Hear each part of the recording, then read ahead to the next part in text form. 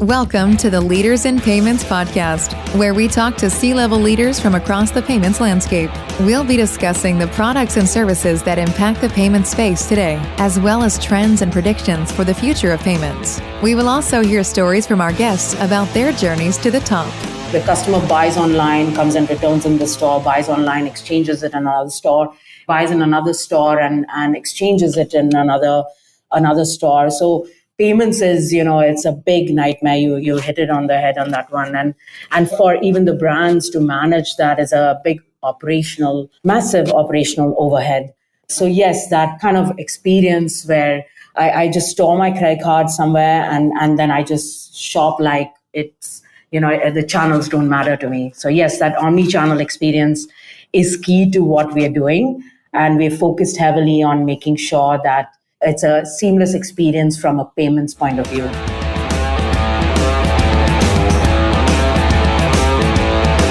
That was Susan Jeffers, the CEO and founder of XY Retail.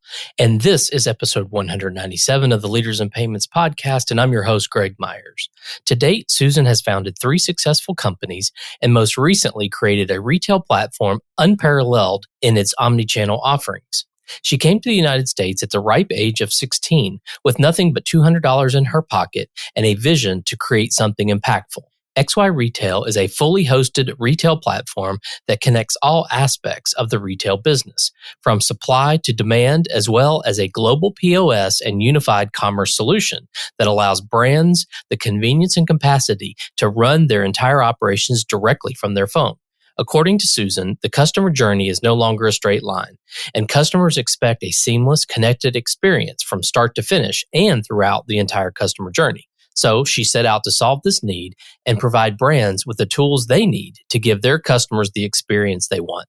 They target the high-end luxury fashion retail sector, and as for their competitive advantage, Susan touts the ability to allow brands to manage absolutely every aspect of their business from their mobile phone, as well as the inherent functionality of a full-service, one-stop shop offering. We've got a great episode ahead, so let's get started.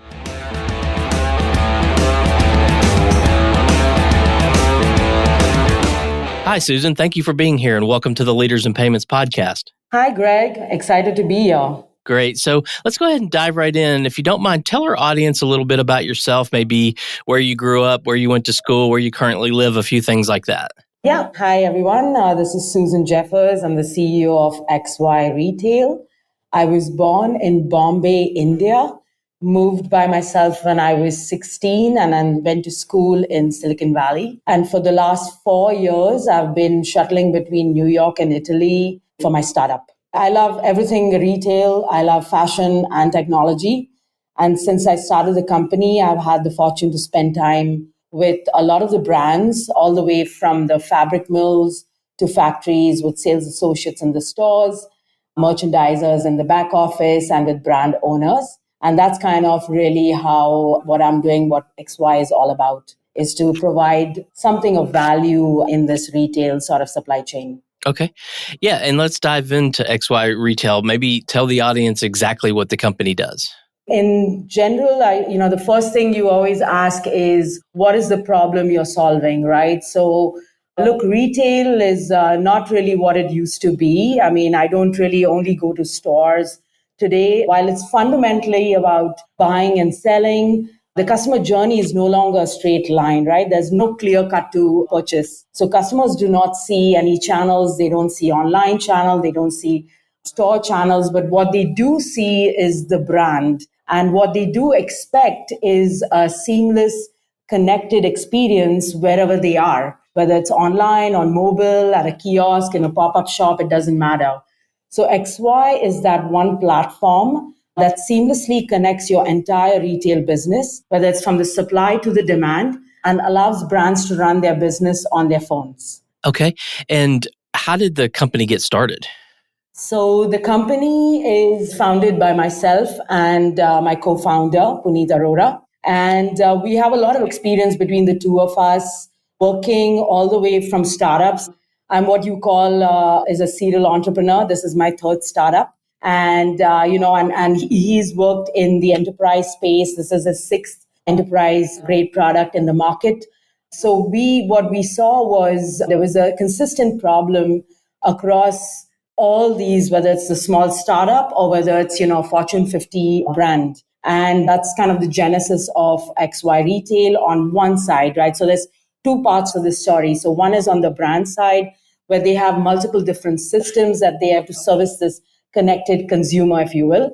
And then on the flip side of that coin is the customer experience. So having worked across all these different channels and having experienced as a customer, the experience as a customer in these channels, it just didn't seem to be on par with what the brands wanted. So, I dug a little bit deeper, and being in the Valley for 15 years, I was comfortable with technology.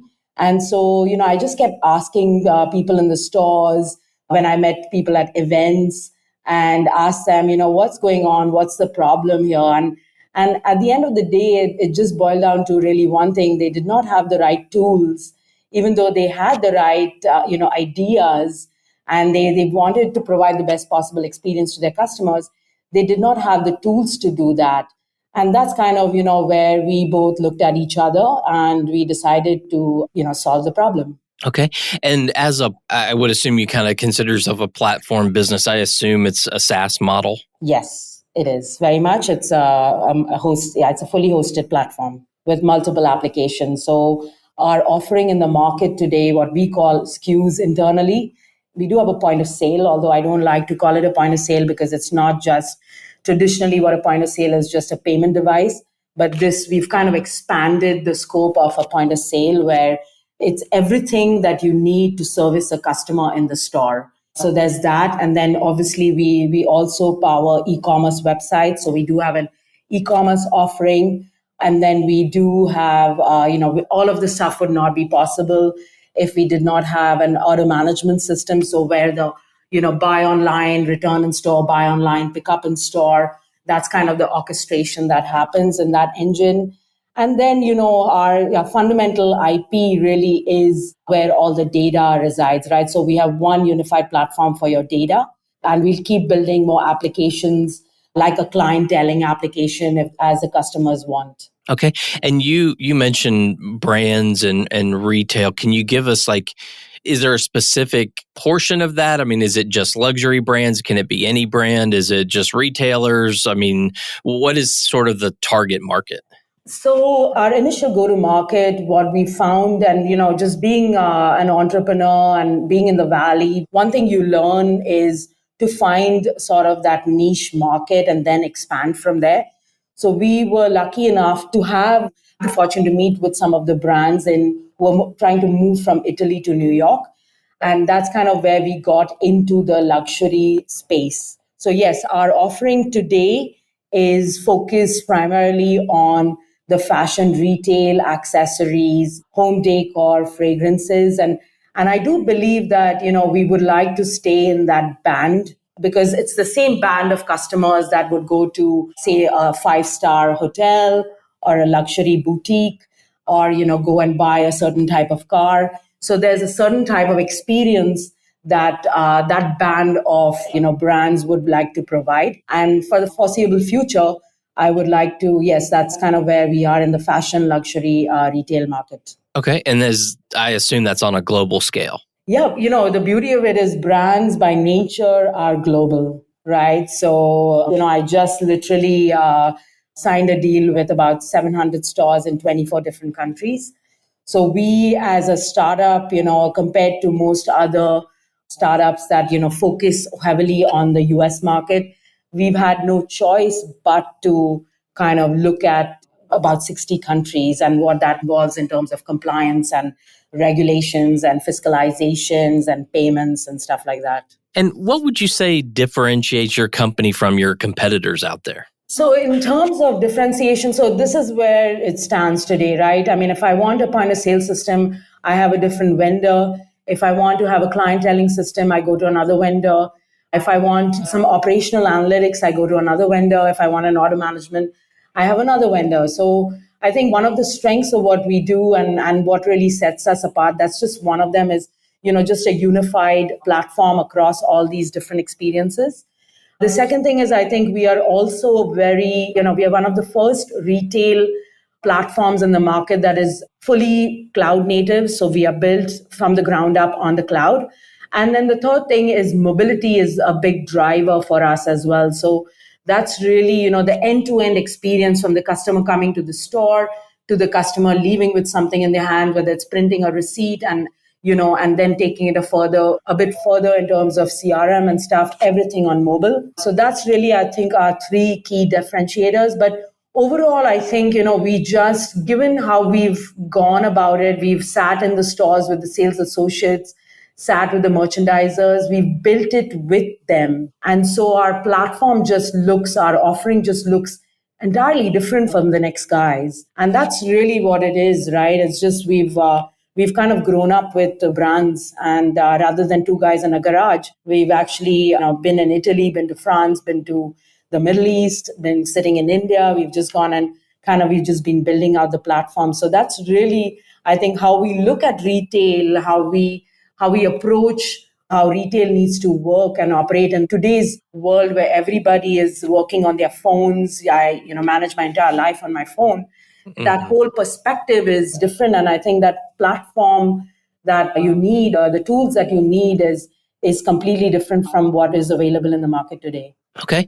Let's dive into the payments aspect of it a little bit. And you mentioned you have a POS, but you don't really like to refer it as such. But maybe talk about the payments product that you offer, maybe what makes it unique and sort of, why is payment so important to your business? Right. So we actually made a very conscious decision. So if you look at most POS companies, there's usually a sort of a lock-in, right? So they have their own payment providers, or they provide their payments as part of the POS offering. And so there's almost like I would say it's a lock-in that most of the brands get into. So we kind of took a step back, and what we, looked at it was in two ways, right? One is choice is very important. So for me, offering that kind of choice to the customer, to our customers, to brands was very important. So we have virtualized payments. So it doesn't matter which payment provider it is, what the brand wants or what the organization is working with. We can plug and play any of those payment providers. And then second thing is, payments is just, and that's why, I said it's not just a POS, because payments is just a part of that experience, right? It's a very small part of that entire experience. So for us, we had to look at the entire journey of the customer and of the sales associate or the user and build it out in a way that is seamless for them. So both on the customer side and on the user side. Essentially, long story short, is we virtualize payments so we can plug and play payment, any kind of gateways in our platform. And where do you see sort of the future? I mean, how much do you see changing from where we are today from a payments perspective in this luxury goods kind of market? I mean, what we've seen in payments, obviously, over the years is sort of that, frictionless experience, the whole Uber experience where payments doesn't even really happen. There's no sort of point of interaction where there's a payment. I mean, what do you see the trends being in your industry around payments? I see payments as being ubiquitous and embedded in the customer experiences across digital and physical channels, right? So that's really always been our core strategy. So just focusing on the customer experience. So that's where, I think Apple Tap to Pay is sort of the first step towards that. As you said, in Uber, you don't really take out your card. I think it's the same thing when I go to any kind of retail outlet. I shouldn't have to take out my card. It's just I tap to pay. So you get rid of all the sort of the clunky devices that actually are sort of impediments to the customer experience, and just service the customer using an iPhone. So that's really where I see. And my passion is I love brands, and I want to give them, the focus of, at least my focus is giving them a platform where they can provide that seamless experience to their customers. So payments that's kind of where I see the future of payments is just completely touch-free, and it's just a seamless experience where I walk in and walk out of the store. Yeah, and I think the other aspect that I wanted to talk a little bit about is sort of, and you mentioned it, it's kind of this omnichannel approach, right? I mean, it hasn't been that many years that you're able to go online or go into a store or use mobile and sort of get the same kind of customer experience or customer journey. And it sounds like that's sort of that omnichannel retail approach is really what you guys are building and are good at. Am I kind of summarizing that right? Yeah, absolutely, Greg. I think that's, where it's at. I think the customer buys online, comes and returns in the store, buys online, exchanges it in another store, buys in another store and exchanges it in another store. So payments is, it's a big nightmare. You hit it on the head on that one. And for even the brands to manage that is a massive operational overhead.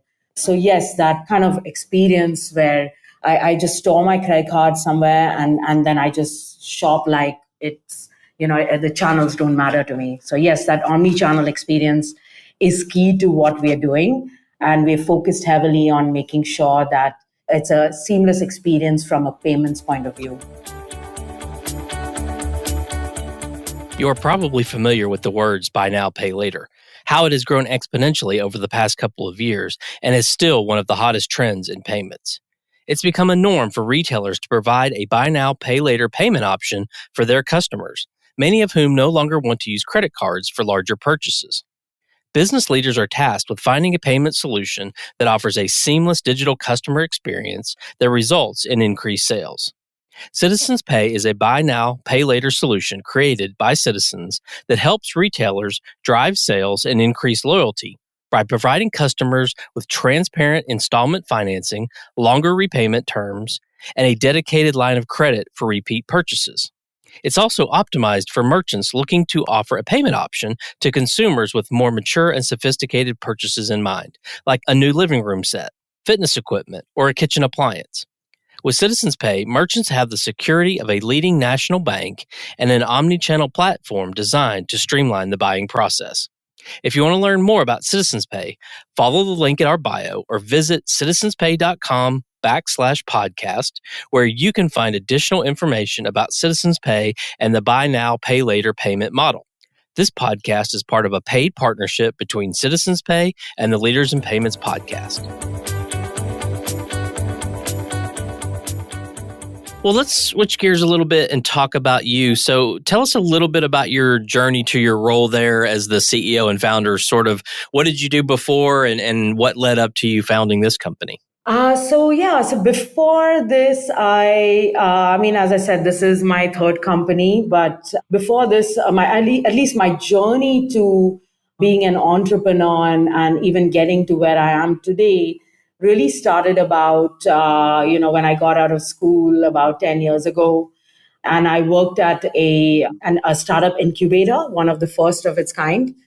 And I had the fortune of, being exposed to, 50, 60 plus founders of different startups.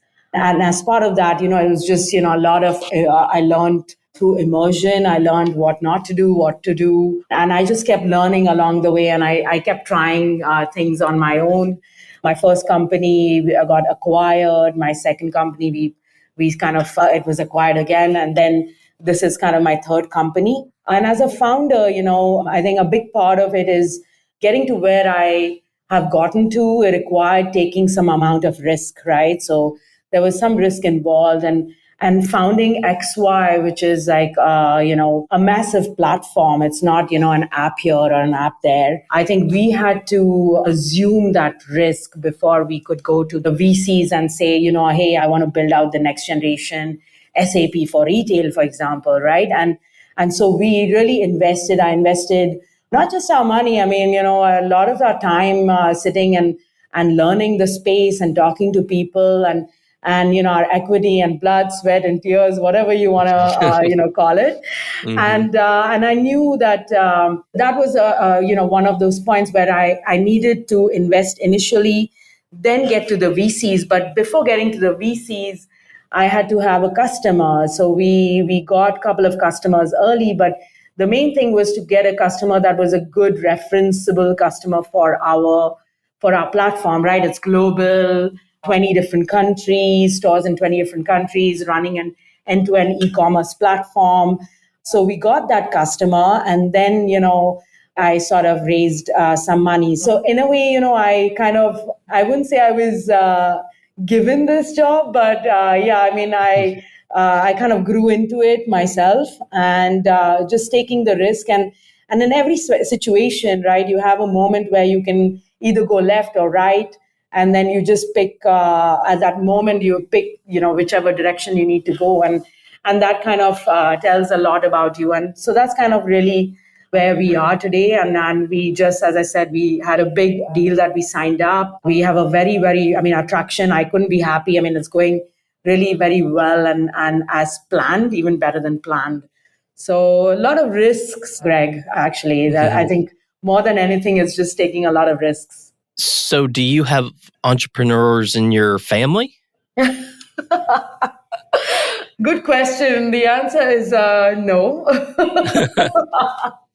I don't know. I always, since I was 12, I wanted to do something of my own. I knew I needed to get out, and that movie is funny when I watched that movie, but I knew I wanted to get out, and that's kind of how I felt. I needed to get out. I needed to do something on my own. Even in at 16, I came to the US. I came to the US myself.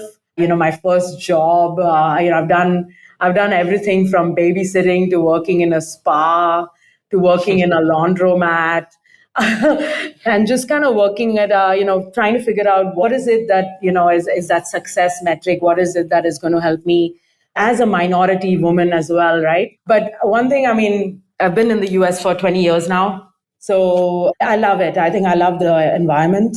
I think it's conducive to all the, people who are willing to work hard, willing to take that risk ultimately, right? And so that's what I learned very early in life is to actually just put in the hard yards, man, and just make that leap of faith, make that jump. Yeah. I think there's a lot of people who, their dad's a doctor, so they become a doctor. And then there's some that their dad's a doctor and they're like, I don't want to be a doctor. Right. So sometimes the family line makes a difference. And sometimes people say, I don't want to go that route. So it's always interesting to sort of hear those. My dad, he had one job his entire life. Rest in peace. But yeah, that was something I really did not want to do very early in life. And I'm actually one of those entrepreneurs who really did come with like $200 in her wallet.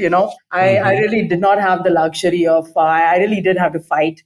So I think that's what kind of made me who I am and made me make those choices of, and for me, just being financially independent, I think, is a big part of what I fundamentally believe, right? It's core to me.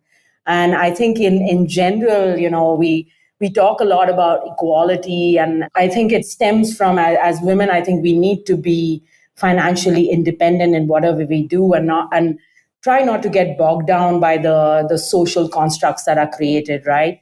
So I just focused on just being myself, being my own person, and focused on excelling in whatever I do. And as a result, being financially independent. Awesome. So, Susan, what are some things that you're passionate about? So maybe one work-related passion and one personal passion. I think work-related, it's funny, I grew up in the Valley in 98, right? And that's when, I think it was Google started in 96, 97. It really just kicked in high gear in 98. And so I actually grew up in this digital world, right? Facebook in 2003. So we did everything online, but, there's still something to be said about going out and having a beer with a friend, going out and, shopping with your family or your friends and touching and feeling the fabric and, just talking about the history of where that design came from. So that is, something I'm actually passionate about. I do believe that even though, a lot of the Valley investors talk about, everything is going to be digital and everything is going to be metaversed and, but at the end of the day, we are, living, breathing human beings, we are social beings. And so I do like to go out. I'm passionate about brands and I love the stories that they come, the history, the heritage of where they belong. And most importantly, I really think that they fundamentally can make a change and impact in the world, right? And that's what you're seeing with sustainability and stuff like that. So they can really impact, and everybody follows once they lead. So I want to be at that kind of apex of with those brands. So brands are my passion. I love everything about brands. I think that the same thing goes for me on my personal side. I always get into trouble about this, but I really do think that getting independence in terms of it allows you to do financial independence as a woman has been a big driver for me. So it's key to equality. It gives a lot of confidence. All right. It allows us to provide for our friends, for our family, and so much more. And I really want to make sure that I'm able to somewhat be a role model to the next generation of not just women, but even, guys, where they look at women as, equals and be okay with women being, financially independent. So equality is a big part, but I don't want to take it to a point where, because I'm very lucky to have really good men in my life and people who have really supported me throughout this journey. So I've really not experienced that much of discrimination, but I know it's out there. So if I can help in any way, but I can only say that in a positive sort of fashion, right? So a passion for fashion and and just optimize your life. Optimization never goes out of fashion. So optimize your life and make sure that you're financially independent. Yeah, I think that's great. And ironically, we do a couple of special series throughout the year as part of this podcast. And one of them is diversity, equity, and inclusion. And one of them is women leaders in payments. So I think we touch on two of those things that you talked about. So those topics to me are underserved in the payments or fintech industry. So we spend a month focusing on each of those topics. So I'm glad you brought those up. Amazing. Yeah. One final question. So, I typically ask this about advice for people who are new to the payments industry. But I think in this case, what advice would you give people who are coming into sort of your area? So the brand, it's not payments necessarily, right? It's kind of almost entrepreneurship. It's building a platform to solve a problem. Like, what advice would you give people who are just coming into that space? So I would like to say something about the payments as well, but I'll answer your question first. I think the main thing is getting to that product market fit, right? So getting customers early. So obviously building something that you have a market for and establishing that early in your journey, I think is very critical. And that's what will drive, the capitalization of the company and get more customers. So finding a space that, is wide and, there's people willing to pay for your idea early in the game, I think is crucial because you can keep building, and then realize because you've invested so much and then realize it's maybe there's some other cheaper alternative or a better alternative, or it's just not really a good fit for the market at that point in time. So that's really where I think most entrepreneurs, need to go. And cash flow, man, I think really cash is king in our space. So watch out that cash, watch out that wallet.